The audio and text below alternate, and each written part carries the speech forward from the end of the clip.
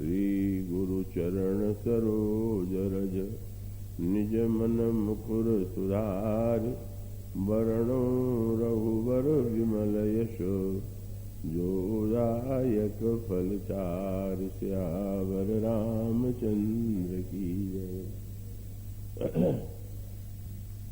जनक सुता जग जननी जानकी अतिशय प्रिय करुणा निधान की। साके जुगपद कमल मनामु जासु कृपा निर्मल मति पावु। पुनि मन बचन करम रघुनायक शरण कमल बंदौ सब लायक। राजीव नैन धरे धनुषायक भगत विपति भंजन सुखदायक। गिरा अरत जल बीच सम कहियत भिन्न भिन्न बंदो सीताराम पद जिन्हि परम प्रिय खिन्न। भगवत कथा रसिक जिज्ञासु श्रोतावृंद और भक्तिमती देवियों, अभी आपके सामने जो पंक्तियां पढ़ी गई हैं उसमें गोस्वामी जी भगवती सीता और प्रभु श्री रामभद्र की पहले 4 पंक्तियों में अलग अलग वंदना करते हैं और उसके पश्चात उन दोनों की एक दोहे में संयुक्त वंदना की गई। श्री किशोरी जी की वंदना करते हुए गोस्वामी जी कहते हैं, जो महाराज श्री जनक की पुत्री हैं, जगत जननी हैं और करुणा निधान की अतिशय प्रिया हैं, उनके दोनों चरण कमलों की मैं वंदना करता हूं, जिनकी कृपा से मुझे निर्मल मति प्राप्त होती है, जीव को निर्मल बुद्धि प्राप्त होती है। और फिर वे भगवान श्री राम की वंदना करते हुए कहते हैं, जिन प्रभु में अनगिनत गुण विद्यमान हैं और जो धनुष बाण धारण किए हुए निरंतर भक्तों की विपत्ति दूर करते रहते हैं, उन प्रभु के चरणों की मैं वंदना करता हूं। कमल लोचन राम की वंदना करता हूं। और इसके बाद उन्होंने उसको दार्शनिक दृष्टि से इस दोहे में जो वंदना की वो बड़ी ही तात्विक है और उतनी ही भावपूर्ण भी। वंदना में गोस्वामी जी कहते हैं कि जैसे वाणी और अर्थ इन 2 शब्दों का प्रयोग किया जाता है, और अगर व्याकरण की दृष्टि से देखें तो दोनों में लिंग भेद है। गिरा अगर स्त्रीलिंग शब्द है तो अर्थ पुल्लिंग है, और इसी प्रकार से जल और वीची, इन दोनों में भी ऐसा प्रतीत होता है कि दोनों शब्द अलग अलग हैं, किंतु व्यक्ति अंतरंग रूप से जानने वाला है, जानता है कि वाणी और अर्थ दोनों अलग अलग नहीं। जल और उसमें उठने वाली तरंगों में भी रंच मात्र कोई भेद नहीं। इस तरह से वस्तुतः वे भगवान राम और श्री सीता जी अभिन्न होते हुए भी उनका भिन्न के रूप में वर्णन किया जाता है। ऐसे प्रभु को जिन्हें विनम्र व्यक्ति, निरहंकारी व्यक्ति अत्यंत प्रिय हैं, मैं उनके चरणों में नमन करता हूं। तो श्री सीता जी के स्वरूप का चिंतन करते हुए एक और तो उनका चरित्रमय पक्ष है और दूसरा उसका एक दार्शनिक पक्ष है। तो ये जो प्रसंग है, इन पंक्तियों का चुनाव जो प्रसंग चल रहा है, इसका चुनाव श्री बसंत कुमार जी बिरला ने किया था। उन्होंने ये कहा था कि जगज्जननी सीता के चरित्र की चर्चा की जाए। फिर एक दिन वार्तालाप भी सामने हुआ था, तो बड़ा स्नेह में वार्तालाप था का स्वाभाविक रूप से सौजन्यमयी सरला जी, यद्यपि उन्हें डॉक्टर के रूप में कहना अधिक का उपयुक्त होगा, पर इस स्नेह के रूप में एक दिन ये चर्चा चली कि स्वाभाविक है उन्हें कुछ दार्शनिक या विचारात्मक का जो प्रवचन का पक्ष है वो कुछ अधिक आकृष्ट करता है, और हमारे श्री बसंत कुमार जी को चरित्रात्मक। तो इस संयोग की बात है कि इसमें तो दोनों ही पक्ष है, चरित्रात्मक भी है और उसका दार्शनिक पक्ष भी है। कल आपके समक्ष उसके दार्शनिक पक्ष की चर्चा की गई थी। मिले जुले रूप में दोनों ही पक्ष आपके सामने रखे जाएंगे। मुझे विश्वास है कि आप लोग पूरी एकाग्रता और तन्मयता से उसे सुनेंगे। गोस्वामी जी ने एक और जनक की पुत्री के रूप में वंदना की उनकी, उन्हें जगत जननी और करुणा निधान की अतिशय प्रिया बताए, पर उसके साथ साथ वे कहते हैं कि उनकी कृपा से निर्मल मति प्राप्त होती है। तो व्यक्ति के पास समझने का जो सर्वश्रेष्ठ माध्यम है वह तो बुद्धि ही है। बुद्धौ शरण मनुष्य कह करके गीता में भी इसका प्रतिपादन किया गया, और वैसे भी विचार करके देखें तो यही तो लगता है कि मनुष्य में जो बुद्धि पक्ष है वही इसकी विशिष्टता है अन्य प्राणियों से। तो ये जो बुद्धि है वह तो व्यक्ति के पास है, किंतु बुद्धि के साथ कुछ समस्याएं हैं। का जैसे कोई अच्छी भी वस्तु हो और वो गंदगी में का गंदगी उसके चारों ओर से लिपट जाए, तो उस वस्तु का वो जो स्वरूप है वो तो स्वच्छ नहीं रहेगा, वो तो मलिन हो जाएगा। तो ठीक यही स्थिति बुद्धि की। बुद्धि में अनेक विशेषताएं होते हुए भी केवल बुद्धि के माध्यम से ही अगर हम उस सत्य का साक्षात्कार करना चाहें तो वस्तुतः हम उसमें सक्षम नहीं रहेंगे, हम असमर्थ रहेंगे। और इसलिए महत्व बुद्धि का कम नहीं है। जब भगवान श्री राम की वंदना करते हुए कहते हैं कि वेदांत वेद्यम विभुम, तो वेदांत का तो मूल स्वरूप ही ज्ञान में है, और जो हमारे यहां चरम फल माना जाता है, अर्थ धर्म काम और मोक्ष, इनमें सर्वश्रेष्ठ फल मोक्ष है। और ये जो मोक्ष है उसकी उपलब्धि केवल व्यक्ति को ज्ञान से ही हो सकती है, ऐसा बार बार हमारे दर्शन ग्रंथों में, वेदांत ग्रंथों में आग्रहपूर्वक कहा गया।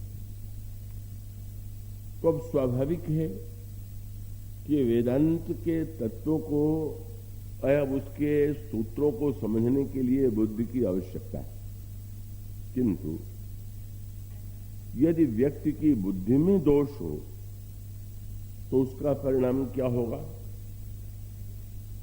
आप बार बार वेदांत के ग्रंथों में इसका प्रतिपादन पढ़ते हैं कि जीव और ब्रह्म में कोई भिन्नता नहीं, तो जीवो ब्रह्मैव नापरा।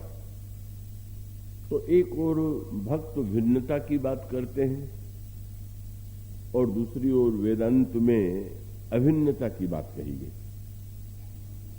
अब स्वाभाविक रूप से विवाद होता है कि अभिन्नता सत्य है कि भिन्नता सत्य है। जीव और ईश्वर में भिन्नता है कि जीव और ईश्वर सर्वथा, जीव और ब्रह्म सर्वथा एक ही है। इसको गोस्वामी जी ने जिस पद्धति से प्रस्तुत किया वह बड़े महत्व का है, और उसका सूत्र ये है कि यह जो वेदांत का सत्य है, अगर व्यक्ति की बुद्धि में अभिमान हो तो निश्चित रूप से इसका दुरुपयोग होने की ही संभावना है। और इसलिए बहुधा वेदांत के वाक्यों को दोहराते हुए का उसका जैसा दुरुपयोग किया जा सकता है, उसका दृष्टांत है रामचरितमानस में रावण का चरित्र। रावण की विद्वत्ता और पांडित्य में तो कोई संदेह है ही नहीं। अनेक अनेक ग्रंथ रावण के द्वारा लिखे गए, समस्त शास्त्रों का वह पंडित है, तपस्वी है, कि भगवान शिव की आराधना करता है, उसे अनगिनत वरदान प्राप्त हुए हैं, अद्वितीय योद्धा है। इस तरह से रावण पर यदि दृष्टि डालते हैं तो उसमें न जाने कितनी विशेषताएं दिखाई देती हैं। अब उसके मुख से भी का आप ज्ञान दीपक प्रसंग में जो बात पाते हैं, का रावण के संदर्भ में रावण के मुंह से भी उससे मिलती जुलती बात मिलती है। जब मंदोदरी रावण को भक्ति का उपदेश देती है कि आपको तो भगवान श्री राम की भक्ति करनी चाहिए, और उसके साथ साथ रावण को उसने ये समझाने की चेष्टा किया कि आप ये जो राम है ये तो साक्षात विराट पुरुष, और इस विराट पुरुष श्री राम का भजन करना आपका कर्तव्य है। अब रावण जिस भाषा का प्रयोग करता है वह तो वेदांत से मिलती जुलती भाषा भी हो सकती है। रावण प्रारंभ में मंदोदरी की बात सुन करके कुछ गंभीर हो गया, ऐसे लगा कि उसे अच्छा नहीं लग रहा है, पर बाद में जब मंदोदरी ने अपनी बात समाप्त की तो रावण ने ये कहा कि प्रारंभ में तो तुम्हारी भाषा इतनी गंभीर थी कि मुझे जैसे विद्वान को भी समझने में समय लगा। तुम्हारा भाषण तो बड़ा उत्कृष्ट है, लेकिन जब मैं गहराई से मैंने विचार किया तब पता चला कि तुम क्या कह रहे हो। मंदोदरी ने सोचा मैंने तो बड़ी सीधी सादी बात कही है, भगवान का भजन करने की बात, उसमें गंभीरता कौन सी है। तो रावण ने यही कहा, तो बत कही गूढ़ मृगलोचनी, हे मृगलोचनी तुम्हारी जो बत कही है वो बड़ी ही गूढ़ है, और इतना ही नहीं जो वेदांत का फल है वो भी बताया। तो बत कही गूढ़ मृगलोचन समुझत सुखद, जो व्यक्ति नहीं सुने समझे उसके लिए तो दुखद हो जाए, और समझने वाले व्यक्ति को केवल सुख ही प्राप्त नहीं होगा, वो भवमोचन भी है, संसार से मुक्त करने वाला भी। अब तो यही तो मुक्ति का चरम उद्देश्य भी है, बंधन से जीव मुक्त हो जाए। रावण कहता है कि तुमने जो उपदेश दिया है वो ऐसा ही है, पर जब उसका तात्पर्य रावण ने प्रकट किया तो मंदोदरी ने सिर पीट लिया कि अगर ऐसे श्रोता मिल जाए तो फिर किस दिशा में कहे हुए व्यक्ति का तात्पर्य बहक जाएगा। मंदोदरी से रावण ने अंत में यही निष्कर्ष निकाला, जानो प्रिया तोरी चतुराई, यही विधि कहो मोर प्रभुताई। ये जो तुम वर्णन कर रही थी, राम शब्द, राम का नाम लेकर के तो प्रारंभ में तो यही लगा कि तुम उस अयोध्यावासी राजकुमार जिसका नाम राम है उसका वर्णन कर रही हो, और तुम मुझसे ये कह रही हो कि मैं उसकी भक्ति करूं। तो मुझे तो बड़ा क्षोभ हुआ, मैं त्रैलोक के विजेता रावण की पत्नी ऐसी भीरुता की बात कहे। पर जब तुमने राम के स्वरूप का वर्णन किया कि राम कौन है, तो मैं समझ गया कि वो अयोध्या का राजकुमार तो हो ही नहीं सकता है, ये वर्णन तुमने मेरा ही किया। मैं ही राम हूं। अब ये वेदांत की भाषा पर विचार कीजिए। शिवोहम कहें, सोहम कहें, और रावण जब कहता है कि रामोहम, तो वो भाषा की दृष्टि से तो वेदांत की ही भाषा हुई। किंतु रावण के द्वारा जिस वेदांत ज्ञान की बात कही गई, क्या वो वस्तुतः वेदांत का तात्पर्य वही है क्या? उद्देश्य वही है क्या? सामने वाला यदि ऐसा अर्थ लगावे कि वह अर्थ व्यक्ति को अनर्थ की दिशा में ले जाए, अभिमानी बना दे, तब तो उससे बढ़कर के वेदांत के वाक्य का कोई दुरुपयोग नहीं हो सकता। और इसलिए जब मंदोदरी ने रावण की व्याख्या सुनी तो मंदोदरी को बस एक ही बात लगी। बोले, मंदोदरी मन मह अस ठयऊ का पियहि काल बस मति भ्रम भयऊ। बस मति की ही बात है। लगता है कि इनके बुद्धि में ऐसा भ्रम उत्पन्न हो गया, और भ्रम की स्थिति ऐसी है कि यद्यपि मृषा तिहु काल सोई भ्रम न सकई को उतारी। भ्रम एक ऐसी वस्तु है जहां पर व्यक्ति के मन में संशय है, तो संशय और भ्रम में एक अंतर है। संशय माने जहां पर ये दुविधा हो कि ये ठीक है कि ये ठीक, उसको कहते हैं संशय। ये तीन शब्द आपको रामचरितमानस में मिलेंगे, मोह, संशय और भ्रम। गयो मोह संशय नाना भ्रम। तो इन तीनों में जो अंतर है वो साधारणतः लोग उस पर दृष्टि नहीं डालते। तो उसका अभिप्राय है, जब हमारे मस्तिष्क में कोई दुविधा हो कि यह ठीक है कि यह ठीक है, तो उसको संशय कहते हैं। और जहां पर व्यक्ति को निश्चित ये लगे कि नहीं ये तो है ही, ऐसा लगना जो समझने वाला है उसको भ्रम लग रहा है, पर उसको प्रत्यक्ष लग रहा है।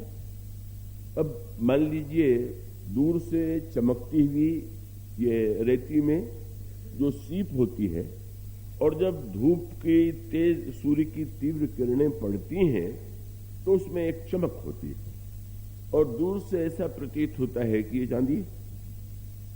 अब एक व्यक्ति ने देखा और कहा कि वो चांदी है, और उस चांदी को पाना है।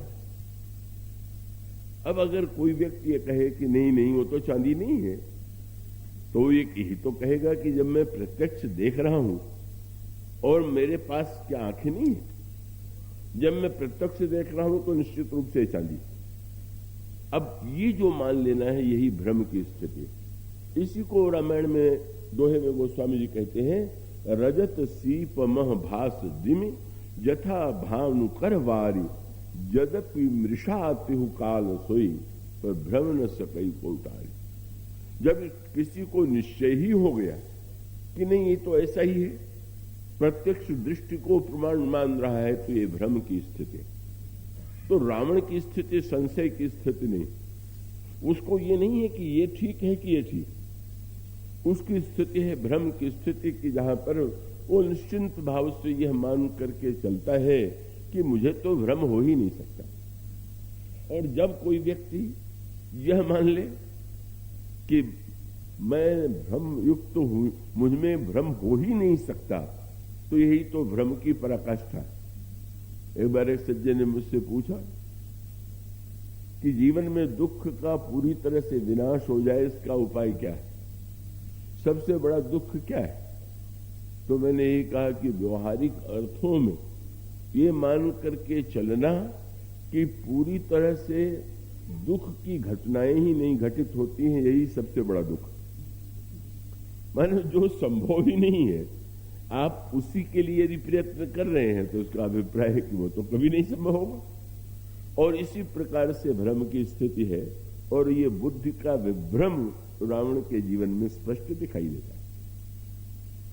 अब वो भाषा, अब क्यों देखें, हनुमान जी को जब भगवान राम उपदेश देते हैं तो भगवान राम ने वह बात कही जो वेदांत की भाषा तो थी, पर उसमें भगवान ने एक संशोधन का वाक्य जोड़ दिया। हनुमान जी ने प्रभु से कहा कि प्रभु मैं नहीं जानता कि भक्ति का अर्थ क्या है और भक्ति कैसे करना चाहिए। तो प्रभु ने कहा, हनुमान, संसार में तो कोई ऐसा व्यक्ति ही नहीं है कि जो भक्ति न करता हो। का व्यक्ति तो किसी न किसी की भक्ति कर ही रहा, पर जहां तक मेरी भक्ति है उसकी सार्थकता तब है जब व्यक्ति की भक्ति अनन्य। तो अनन्य शब्द का अर्थ आप जानते हैं, दूसरा न हो। संसार में जो व्यक्ति भक्त भी है तो अनेक का भक्त है, विषयों का भक्त है, इंद्रियों का भक्त है, न जाने कितने वस्तुओं का भक्त है। पर भगवान कहते हैं मेरा भक्त तो वही है कि जो अनन्य। तो ये अनन्य भक्ति कैसे, इसकी क्या व्याख्या है? तो भगवान राम ने ये नहीं कहा कि अनन्य भक्त हुआ है जो मुझे छोड़ करके किसी को न माने। साधारणतः लोग यही अर्थ लेते हैं। हनुमान जी से प्रभु व्याख्या करते हैं, सो अनन्य अस जाके, फिर वही शब्द आया मति। मूल में सूत्र जो है रावण के जीवन में भी पिए ही कालबस मति भ्रम भयऊ, और हनुमान जी से भगवान राम कहते हैं बस यही बुद्धि जो है दृढ़ करने की आवश्यकता। सो अनन्य अस जाके मति न टरई हनुमंत। क्या बोले? मैं सेवक सचराचर रूप स्वामी भगवंत। यह सारा ब्रह्मांड भगवान का स्वरूप है, पर उसमें प्रभु ने एक संशोधन जोड़ दिया।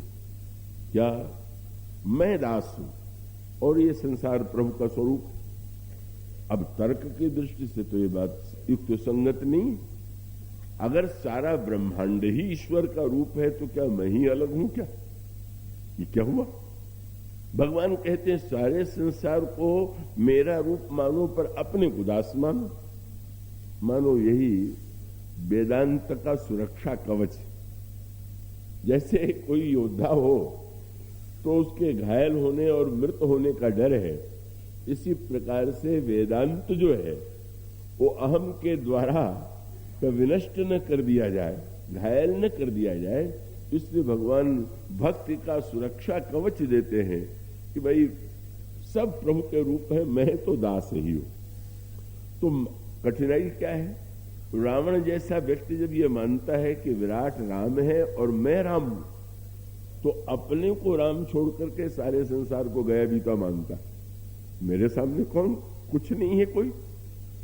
और भगवान का अभिप्राय यह है कि जब हमने अपने को दास मान लिया तो स्वाभाविक रूप से अभिमान का प्रश्न ही नहीं। इसलिए बुद्धि के साथ जो समस्या है, और वो बड़ी जटिल समस्या है कि बुद्धि ही समझने का सबसे बड़ा माध्यम है, पर बुद्धि में अनगिनत दोष, अनेक दोष है। अब वो बहुत शास्त्रीय ग्रंथों में व्याख्या की गई। आपने एक शब्द सुना होगा कि ये जो ऋषि मुनियों ने वेद मंत्रों को, वेद मंत्र ऋषियों के द्वारा लिखे गए, ऐसी मान्यता हमारे यहां नहीं। हमारे यहां की मान्यता है कि ये वेद मंत्र जो हैं ये श्रुति हैं, ये सुने गए। तो कहा ये तो हम दिन रात न जाने कितनी बात सुनते रहते, हम कह सकते हैं कि हमने ये सुना। तो कहते हैं कि ना, पहले ऋतंभरा प्रज्ञा, ऐसी बुद्धि जिसका एक शास्त्रीय नाम है ऋतंभरा, और उसका एक तात्विक विवेचन ये है कि मानवीय बुद्धि में जितने दोष आ सकते, उन बुद्धि के दोषों का जब पूरी तरह से निराकरण हो करके व्यक्ति उस स्थिति में पहुंच जाता है जिसको पातंजलि ने योग दर्शन में तुरीयावस्था, और तुरीयावस्था में समाधि की स्थिति बताया। तो समाधि की स्थिति में जब कोई ऋषि पहुंचा, जब वो बुद्धि से नहीं, वह बुद्धि जिसको ऋतंभरा कहते हैं, वह प्रज्ञा की जिसमें मानवीय संस्कार जन्य और तर्क जन्य, अभिमान जन्य जो दोष हैं उनका पूरी तरह से विनाश हो गया है, उस प्रज्ञा के द्वारा जिस मंत्र का श्रवण किया गया वह वेद मंत्र है। और इसका सीधा सा तात्पर्य कि पहले आवश्यकता इसी बात की है कि व्यक्ति अपनी बुद्धि को इतना महत्वपूर्ण न मान ले कि वो मलिन बुद्धि के द्वारा अपने जीवन की वासनाओं का समर्थन करे, अपने दोषों का समर्थन करे और दूसरों को मूर्ख समझ करके लोगों का तिरस्कार करे। तो ये बुद्धि के शोधन की प्रक्रिया क्या है? तो एक प्रक्रिया ज्ञान की है और दूसरा प्रक्रिया भक्ति की। अब ज्ञान की प्रक्रिया तो मैं सुनाने लगूं तो शायद कुछ अधिक ही जटिल हो जाएगा, पर उसमें मूल सूत्र यही है। आप पूरा ज्ञान दीपक पढ़ेंगे तो बार बार मन शुद्ध कैसे हो, बुद्धि शुद्ध कैसे हो, चित्त शुद्ध कैसे हो और फिर अहंकार किस प्रकार से व्यष्टि से परिवर्तित हो जाए, उसी का वर्णन है। ज्ञान दीपक तो एक कविता है का उसमें जो वर्णन किया गया वो तो शुद्ध जो है, सात्विक श्रद्धा धेनु सुहाई, जो हरि कृपा हृदय बसे आई, जप तप व्रत यम नियम अपारा, जो श्रुति कह शुभ धर्म अचारा, कसोई तृण हरित चरई जब गाई, भाव वत्स शिशु पाई पहनाई, नोई निवृत्ति पात्र विश्वासा। अब सबसे पहले शुद्ध किसे होना? इतना करने के बाद निर्मल मन अहीर निज दासा। इतना प्रयत्न कीजिए तो मन निर्मल। अब ये बात अलग छोड़ देते हैं, वो तो एक एक शब्द अत्यंत गंभीर है, पर मन शुद्ध हो जाना ही अंतिम वस्तु नहीं। मन को शुद्ध करने के बाद अभी तो बहुत कुछ बाकी है। मन को अहीर बताया गया और उसने दूध दुहा पर दुहने के बाद अब उस दूध को पकाना। परम धर्म में पय दुहि भाई, अवटय अनल अकाम बनाई, तोष मरुत तब क्षमा जुड़ावे, धृति सम जामन देई जमावे, मुदिता मथय विचार मथानी, दम आधार रजु सत्य सवानी, तब मथि काढ़ ले नवनीता विमल। ये दूसरा शब्द आ गया। पहले मन निर्मल किया गया, अब उन्होंने कहा इसके बाद की जो साधना है उसका फल होता है वैराग्य के रूप में। अब हमारे अंतःकरण में यह वैराग्य की विमलता आ गई, पर अभी काम बना नहीं। उन्होंने कहा नवनीत तो बहुत ही स्वादिष्ट होता है, पर जिसे खाना हो उसके बात और है, और जिसको घी के रूप में परिणत करके उसका दिया जलाना हो तो उसके लिए तो अब इस मक्खन को भी पकाना होगा। अब उन्होंने कहा विमल विराग को और निर्मल बनाओ। अब निर्मल क्या बनावे? उनका जोग अग्नि करी प्रकटता और कर्म शुभाशुभ लाभ। और अब बुद्धि, मन की बात पहले आ चुकी। बुद्धि सिरावे ज्ञान घृत, तो ममता मल जरी जा। इसके बाद भी आपने देखा होगा, अब मक्खन में कोई मल जो है वो बाहर की गंदगी थोड़ी होती है। भाई मक्खन तो दही से निकाला जाएगा, तो दही में जो अंश होता है एक खटास का, मक्खन के रूप में वो बना रहता है। घी बनाना है तो उसको आग पर चढ़ावेंगे, पकावेंगे, और जब वो खटास वाला भाग मिट जाए, वो खटास वाला भाग कौन सा है? बोले ममता मल जरी जाए। मानो संकेत ये, घी पकाने वाले ध्यान रखते हैं, मक्खन पकाते समय कैसे पता चले कि अब जो है वो घी बन गया? बोले जब तक वो खटास होगा तब तक उसमें चिड़चिड़ की आवाज आवेगी, और जब पूरी तरह से वो चिड़चिड़ की आवाज समाप्त हो गई तो बस बोले अब घी हो गया। बोले वैराग्य के साथ जब तक ये चिड़चिड़ापन है तब तक समझ लो कि अभी मैं वैराग्यवान हूं। मेरे समान कौन वैराग्यवान है? बोले अब इसको भी तो जलाओ। जब ये समाप्त हो गया तो बुद्धि सिरावे ज्ञान घृत। पहले मन की निर्मलता, अब बुद्धि सिरावे ज्ञान घृत, तो ममता मल जरी जाए। और फिर यात्रा समाप्त नहीं हुई।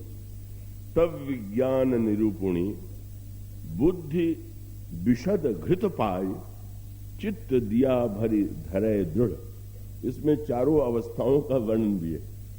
चित्त की ये दया पर इस घी को दियट बनाइए और उस पर चित्त के उस दियट पर का स्थापित कीजिए, समता के स्थान पर इस दियट को, और उसमें यह जो घी आपने अभी प्रस्तुत किया है, बनाया है, उसे डालिए। और डालने के बाद फिर बत्ती भी तो डालिए, घी से ही तो काम नहीं चलेगा। और तब वो बत्ती कैसे बनेगी? बोले 3 ही अवस्था, यही जिनकी चर्चा इस विवाह प्रसंग में चल रही।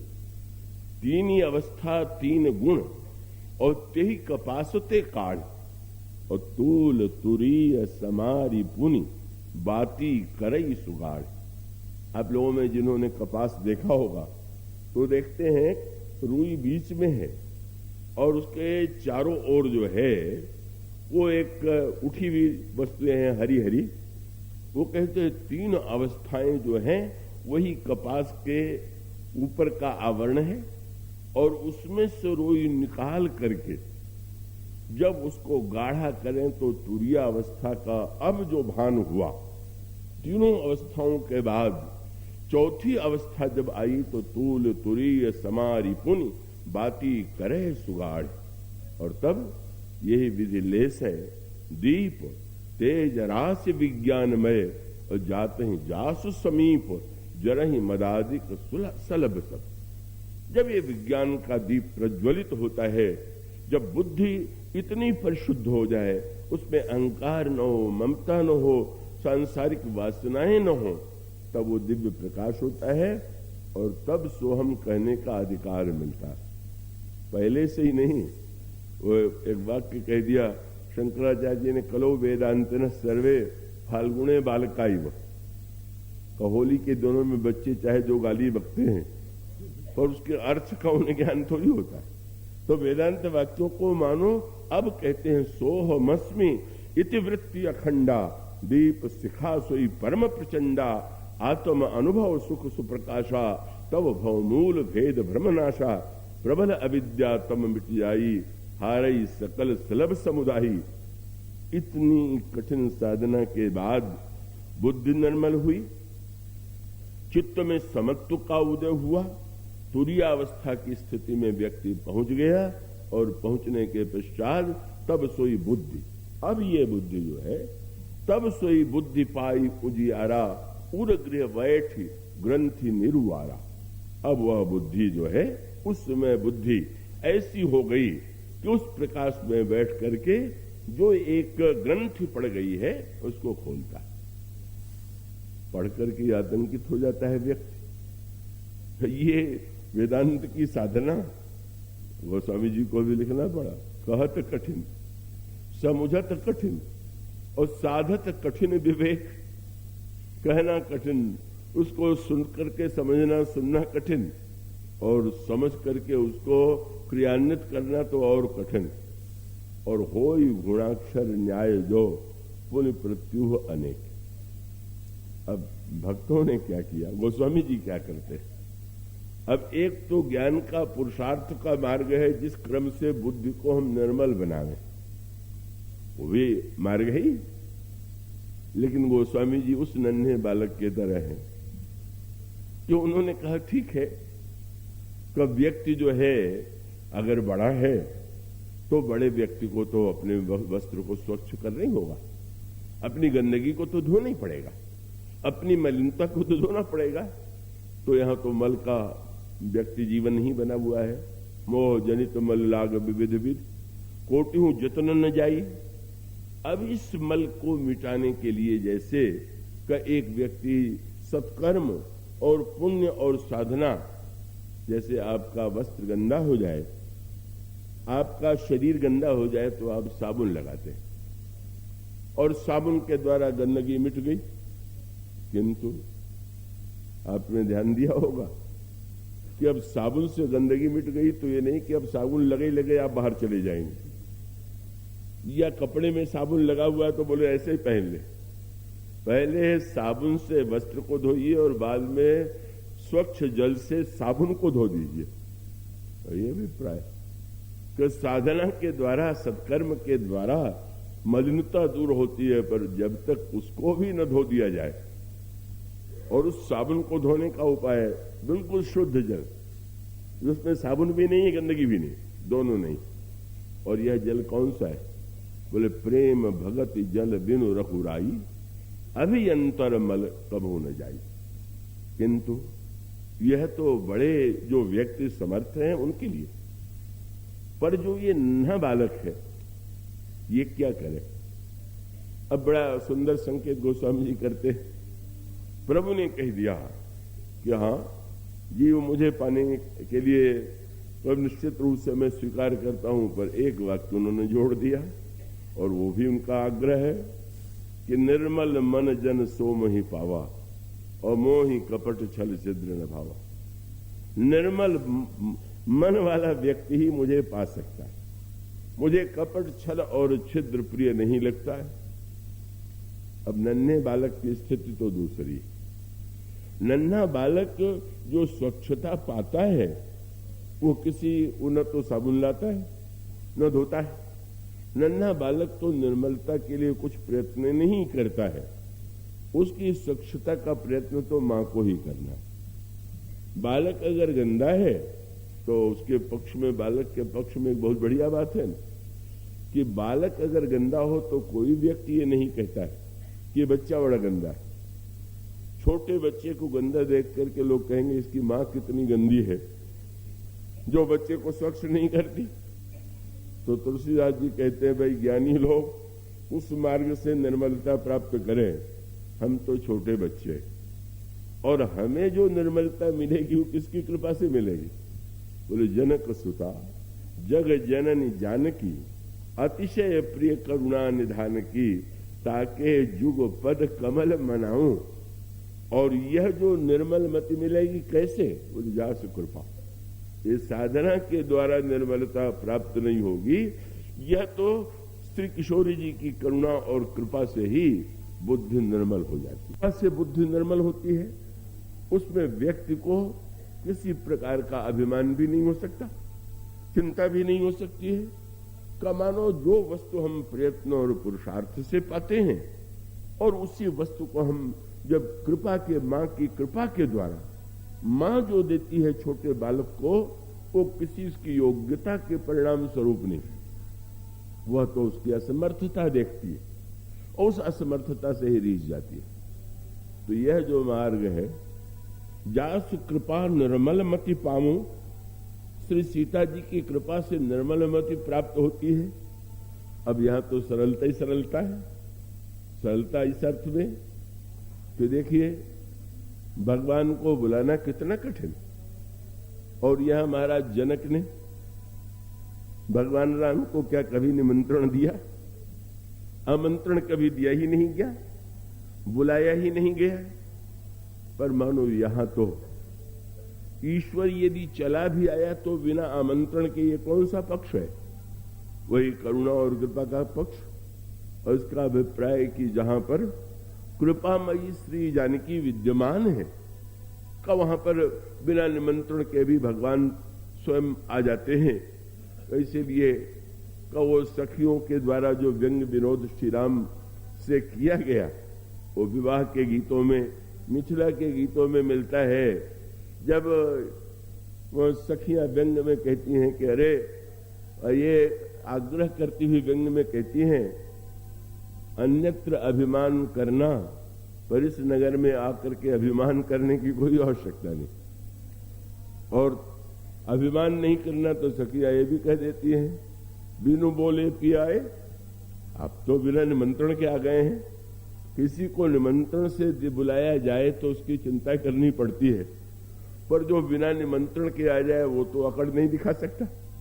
उसको तो जो बिना बुलाए आया है तो उससे जैसा व्यवहार किया गया वैसा स्वीकार किया जाए। और भगवान राम ने भी यही उत्तर दिया और तुलसीदास जी ने भी इसी की ओर संकेत किया। उन्होंने यही कहा कि अच्छा तुम क्यों ऐसा कहती हो, आज तक क्या कभी कमल ने भ्रमर को निमंत्रण दिया है क्या? और यदि भ्रमर जो है कमल के आकर्षण से उसके पास आता है तो यह तो कमल के सौरभ और पराग की विशेषता है। संकेत मानो था यह श्री किशोरी जी की ओर थी और वो स्वामी जी ने भी इसका निर्वाह किया। भगवान राम स्वयं इतनी यात्रा करके चल करके आए, पैदल चल करके आए, और उस यात्रा का श्री गणेश भी कृपा से ही हुआ। अहिल्या, उसमें कौन सी साधना, उसकी बुद्धि में जो मलिनता आ गई, कितनी कठिन है बुद्धि की शुद्धता। यह जो अहिल्या है, महर्षि गौतम की परम पतिव्रता, ऐसी संलग्न सेवा में रहने वाली पत्नी है, ऐसी बुद्धि जो निरंतर तपस्या में संलग्न है, किंतु वह बुद्धि भी भ्रमित हो सकती है, वह भी धोखा खा सकती है। और यही तो हुआ जब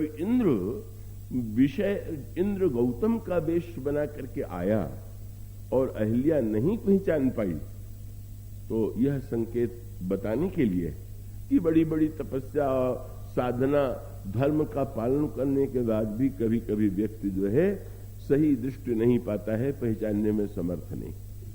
ये मानो सावधान करने के लिए है, बुद्धि का गर्व करने की आवश्यकता नहीं।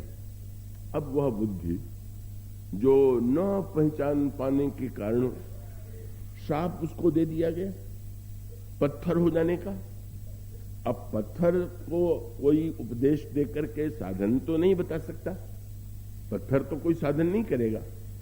पर इस जनकपुर की यात्रा का जो श्री गणेश अहिल्या प्रसंग से भी हुआ, अहिल्या प्रसंग से ही हुआ, इसका तात्पर्य यह है मानो उस नगर की ओर जा रहे हैं जिसके लिए व्यंग में आगे चल करके गोस्वामी जी ने तो केवल इतना ही संकेत किया कि रनिवास हास्य विलास रसबस, या ये कहा गया कि जब विवाह संपन्न हुआ और विवाह के संपन्न होने के बाद दूल्हा जो है कोहबर में ले जाया गया। कोहबर शब्द बड़ा अनोखा है। वैसे कोह और वर ये शब्द मिलकर कोहबर बना। कोह क्रोध को कहते, कैसी विचित्र बात। विवाह के बाद ऐसे घर में व्यक्ति को ले जाया गया जो कोहबर है। अब भाई अब किसी को चिढ़ावें, व्यंग करें, उसकी हंसी उड़ावें तो उसके क्रोध आने की संभावना। तो ये वर की अंतिम परीक्षा होती है। विवाह उसने पाणिग्रहण तो कर लिया, लेकिन उसमें सहिष्णुता है कि नहीं। अब विवाह करके पत्नी के प्रति जो उसका व्यवहार होगा वो तो यही सिद्ध करेगा कि अगर वो सहिष्णु नहीं होगा तो बात बात पर उसे क्रोध आवेगा। तो कोहबर की जो सारी लीला होती है वो व्यंग में, कटाक्ष में और ऐसे रूप में कि जैसे किसी को चुड़ लग जाए। तो गोस्वामी जी कहते हैं जब विवाह की विधि पूरी हो गई तो कोहबर ही आने कुंवर कुंवरी सुहासिनी सुख पाई है। और फिर अति प्रीत लौकिक रीति लागी कर्ण मंगल गाई। वहां पर गुरु वशिष्ठ का प्रवेश नहीं है, सतानंद जी का भी प्रवेश नहीं, महाराज दशरथ और महाराज जनक का भी प्रवेश नहीं। वहां तो केवल कोई जो है वो श्री सीता जी की सखियां हैं और ये चारों राजकुमार हैं और उनको ले जाया गया। और वो स्वामी जी फिर कहते हैं अब प्रारंभ हुआ। वहां तो ये जो साखोच्चार होता है विवाह के मंडप में, उसमें बताया जाता है कि वर के पूर्व पुरुष कितने उच्च कोटि के थे। यह कन्या के पक्ष में किस किस व्यक्ति की एक पुत्री है, पौत्री है, प्रपौत्री है, ऐसा वर्णन किया जाता है। यहां तो इस दूल्हे का स्वागत ही इस रूप में पहले किया गया। और ये कह करके एक सखी ने श्री राम को देख करके यही कहा कि सखी, अयोध्या में इतने राजा राजकुमार आए पर ये राजकुमार जितना घमंडी है आज तक कोई ऐसा आया ही नहीं। भला सोचिए, जहां स्वागत में पहला वाक्य श्री राम को अभिमानी कह करके किया जाए, परशुराम जी श्री राम को उपाधि दे करके गए, इतने प्रभावित हुए राम के स्वभाव और शील से कि उनका विनय, शील, करुणा गुण सागर, जयति वचन रचना अति नागर। आप विनय के, शील के, करुणा के आगार, पर यहां न तो विनय, न शील, न करुणा, और उसके साथ साथ चेतावनी भी है। भरवे रामायण में तुलसीदास जी ने कह दिया, एक सखी ने कहा अभिमान है तो अपने पास रखो। यहां बिल्कुल नहीं। क्यों? बोले गर्भ करहु रघुनंदन जनि मन माहि, कोई गर्व मत करो। जब कहो सखी यस को तनुधारी, जो न यह रूप जो न मोह यह रूप निहारी। इस सुंदरता को देख करके तो सारे नगरवासी स्त्री पुरुष सभी सम्मोहित हो गए। और सखी कहती है कि रूप का गर्व यहां छोड़ दो। क्यों छोड़ दो? बोले वहां की बात और थी, यहां जरा देख लो, तुम्हारे वाम भाग में जो विराजमान है। और तब वो बरवे रामायण में तुलसीदास जी ने लिखा, गर्भ करहु रघुनंदन जन मन माहि, आपन मूरत देखो। अगर तुम्हें ये पता लगाना हो कि कितने सुंदर हो, तो एक ही उपाय है, आपन मूरत देखो सी की छाह। सीता जी की छाह देख लो, उनकी छाह जैसी है वैसे तुम। अब मानो व्यंग ये भी है कि भाई व्यक्ति गोरा भी है तो छाया तो काली ही होगी, तो मानो श्यामता पर व्यंग है। और यूं यदि कहें कि भाई प्रतिबिंब जो है, छाया है श्री राम, तो प्रतिबिंब समर्थ नहीं, क्रिया करने में प्रतिबिंब समर्थ नहीं है, तो व्यक्ति जिधर चलेगा छाया को भी उसका अनुगमन करना पड़ेगा। और उसका अभिप्राय है कि जब श्री सीता जी के तुम प्रतिबिंब हो तो स्वतंत्र थोड़ी हो, ये तो जिधर जाएंगी उधर तुम्हें जाना ही होगा। मानो ये कह करके जब श्री राम से विनोद किया गया, और भगवान इस वाक्य को सुन करके उनको लगा चलो एक अभिमानी की नई उपाधि तो मिली। इतने दिनों तक तो लोगों ने यही बार बार कहा कि इनके समान नम्र कौन होगा, सुशील कौन होगा, लेकिन फिर लक्ष्मण जी तो स्वभाव से ही तेजस्वी हैं, प्रभु तो मौन हो गए।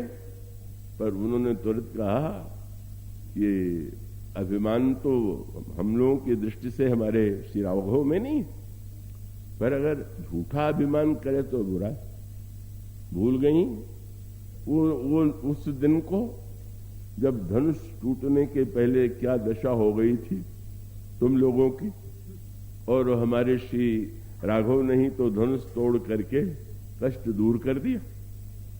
आंख के आंसू इन्हीं के द्वारा तो कब मिट पाए। पर सखियां क्या उत्तर देने में पीछे थी। उनका धनुष यज्ञ के पहले पुष्प वाटिका की याद कर लो। पुष्प वाटिका में तुम्हारे राघव ने पुष्प तोड़ा और तुम भी साथ में थे, और जब लता कुंज से निकले तो क्या दशा थी? बोले भाल तिलक श्रम बिंदु सुहाय, माथे पर पसीने की बूंद थी। लक्ष्मण का जिसको फूल तोड़ने में पसीना आ जाए वो धनुष तोड़ सकता था क्या? कौन सा तर्क कहता है? तब कैसे टूट गया? कहीं से तो टूट ही नहीं सकता था। तोड़ने की शक्ति होती तो पहले उठ के तोड़ देते। और देखा नहीं कि जब चले भी तो बेचारे इतने धीरे धीरे चले, हम लोगों को दया आ गई कि इतना सुकुमार राजकुमार ये कैसे धनुष तोड़ेगा। और हम सब लोगों ने अपना सारा पुण्य लिखा भी है कि श्री राम को देख करके जनकपुर वासियों ने यही याद किया कि हमने कितने कितने पुण्य जीवन में किए, और उनके प्रार्थना यही निकली, बंदी पितर सुर सुकृत संहारे।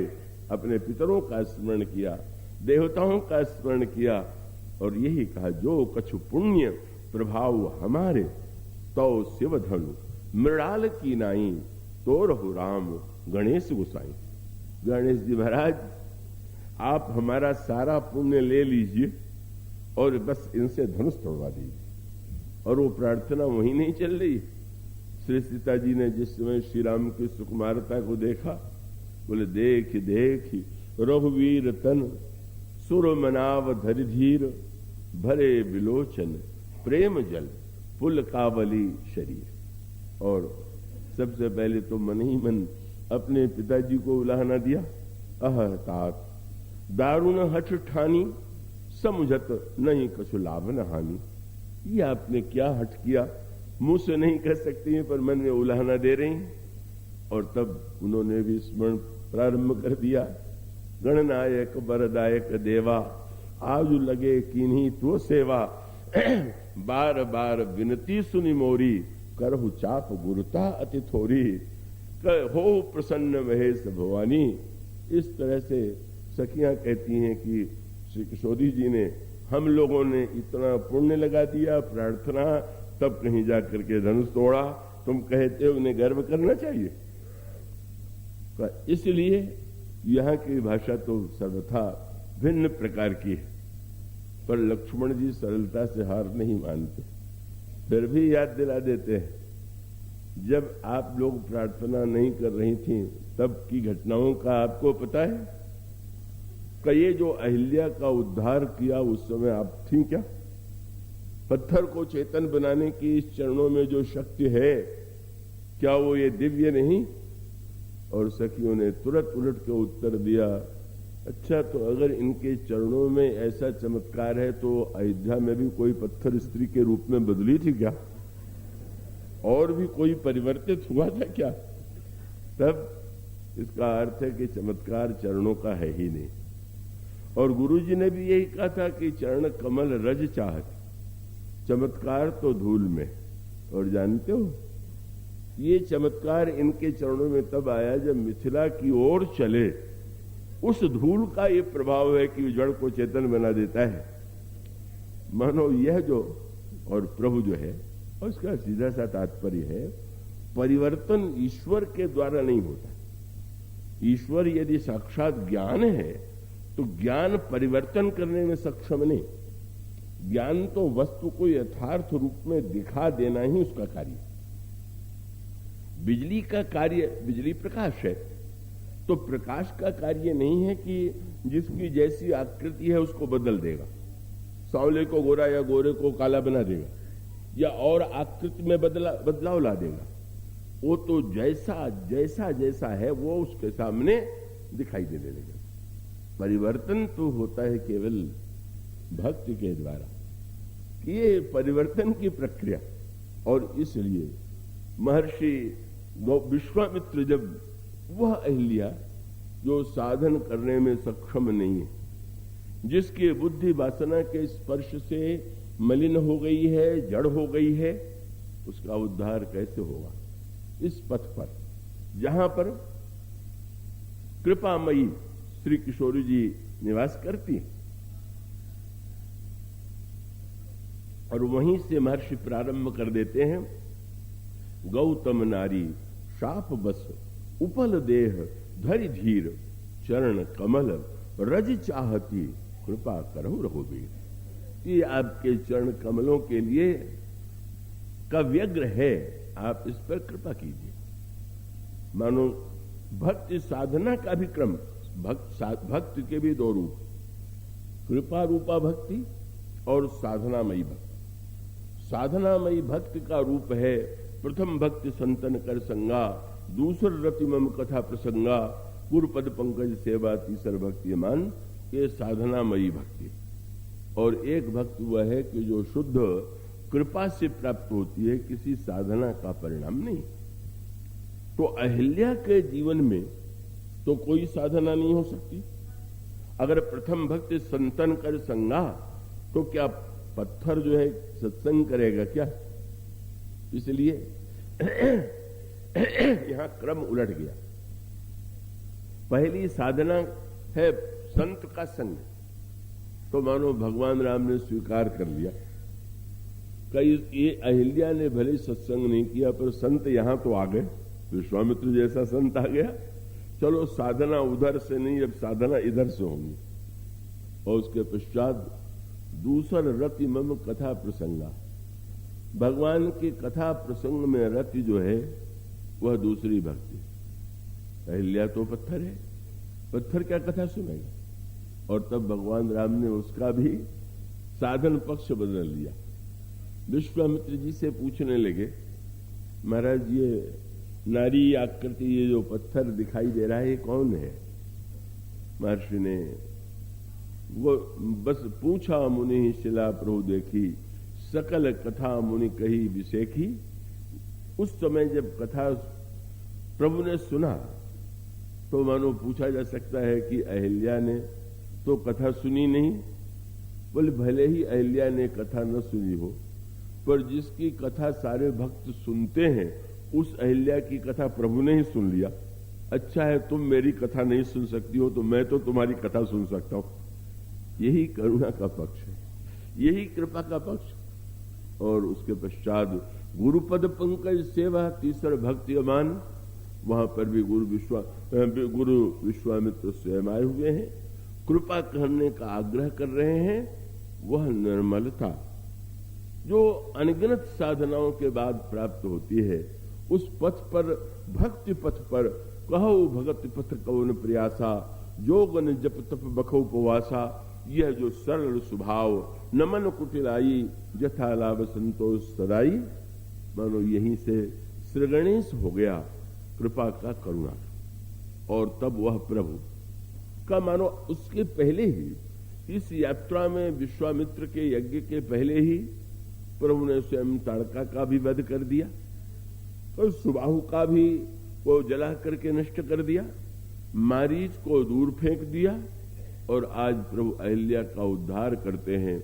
बुद्धि की जुड़ता दूर हो गई, उसके अंतःकरण की मलिनता, अति निर्मल बानी अस्तुति ठानी।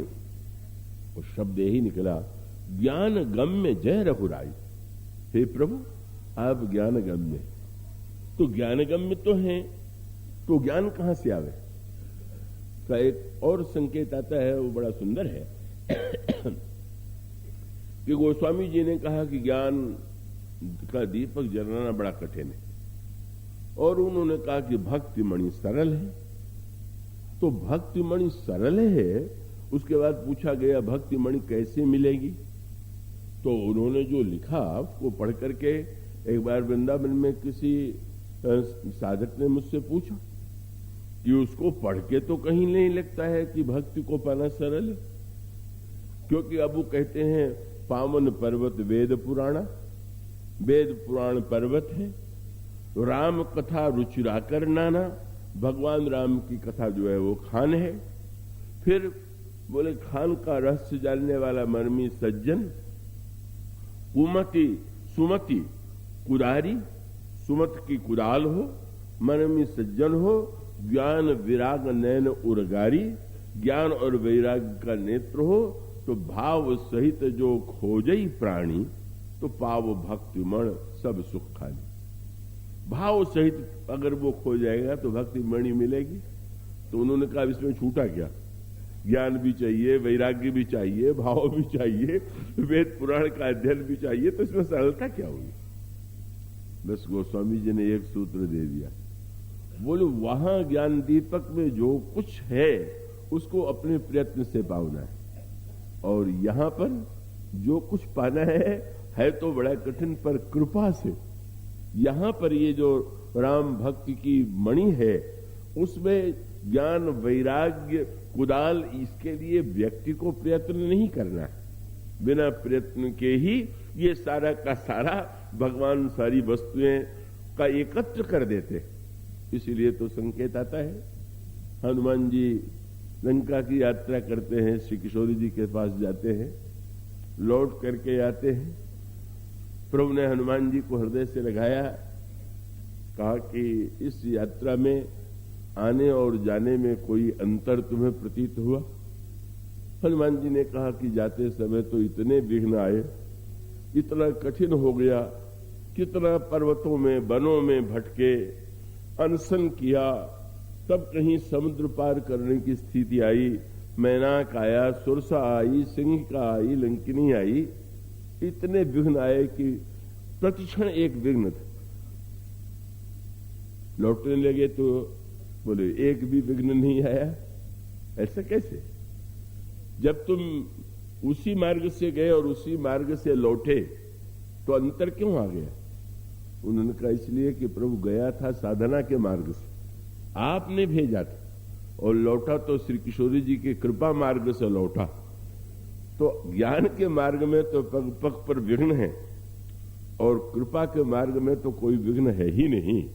यहां तो माने करुणा करके, यहां स्थिति ये है कि हनुमान जी आए भी और प्रभु के चरणों में प्रणाम भी किया। तो साधारणतः हनुमान जी का तो नियम यही है कि चरणों में प्रणाम ही नहीं करते, चरणों को पकड़ भी लेते। पहली बार ही जब मिलन हुआ था तो प्रभु पहचान परेऊ गही चरणा, चरणों में गिरे और चरणों को पकड़ लिया। पर आज हनुमान जी ने प्रणाम तो पहले की तरह किया, पर पकड़ने का प्रयत्न नहीं किया। सुनि प्रभु बचन बिलो के मुख, गात हरसि हनुमंत, चरण परेव प्रेमाकुल, त्राहि त्राहि भगवंत। चरणों में गिर पड़े। प्रभु ने कहा कि आज तो बदले हुए लग रहे हो, कुछ कमी है। पहले चरणों में गिरे और पकड़ लिया, पर आज तो गिरे और चरणों में पकड़ा नहीं। उन्होंने यही कहा कि मां ने मुझको ये उपदेश दे दिया कि अब तुम उन्हें पकड़ने की चेष्टा न करना, तुमको वही पकड़ेंगे, इसलिए प्रभु अब मैं नहीं पकड़ूंगा। मां की कृपा लेकर के आया। उसका सीधा सा तात्पर्य यह है कि भाई व्यक्ति युवक है तो अपने आप खड़ा हो, पर बच्चा जब चलने में असमर्थ है तो छोटे बच्चे के लिए तो अब मां उसको गोद में लिए हुए है, और जब पिता की गोद में मां देगी तो स्वाभाविक उस पिता को ही तो उस बच्चे को गोद में लेके पकड़ लेना पड़ेगा। हनुमान जी का मानो संकेत यह है कि अब तो मां की कृपा और करुणा प्राप्त करके मैं लौटा हुआ हूं, और मैं क्यों ये चिंता करूं कि ईश्वर निरंतर मेरी पकड़ में बना रहे। यही जो कृपा की अनुभूति हो रही। गोस्वामी जी मानो उसी पक्ष को, गोस्वामी जी तो स्वयं अपने को नन्हा से नन्हा बालक मानते हैं, और इसलिए उन्होंने कहा गायत्री मंत्र के जप से भी बुद्धि शुद्ध होती है, ज्ञान दीपक के मार्ग से भी बुद्धि शुद्ध होती है। पर मां से प्रभु ने तो कह दिया कि मेरे पास आओ तो निर्मल मन होकर के आओ, निर्मल करने का भार तो मां का है। और तब उन्होंने कहा जनक सुता जग जननी जानकी, अतिशय प्रिय करुणा निधान की, ताके जुग पद कमल मनाऊं, जासु कृपा निर्मल मति पाऊं। इसके बाद की चर्चा कल बोलिए सिया।